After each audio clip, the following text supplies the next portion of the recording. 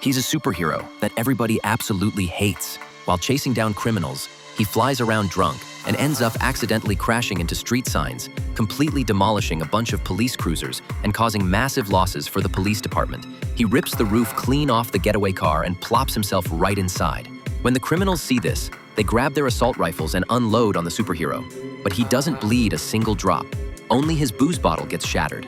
Now the superhero's pissed. He slams his foot down and brings the speeding car to a dead stop, then picks up the entire vehicle with his bare hands and hurls it straight into a building, ultimately jamming the car right onto the top of a tower. Sure, he successfully helps the cops nab the bad guys, but at the same time, he racks up tens of millions of dollars in government property damage, way more than what 10,000 criminals combined would ever steal. That's exactly why the LAPD and Los Angeles residents can't stand him, and all you hear on the news are people trashing him left and right. Thank God he hasn't gone rogue and still keeps that sense of justice in his heart.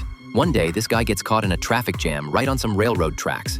A train's barreling toward him and about to crush him to bits, but with cars stuck bumper to bumper in front and behind, there's nowhere to go. He tries to bail out of his car but panics and gets tangled up in his seatbelt.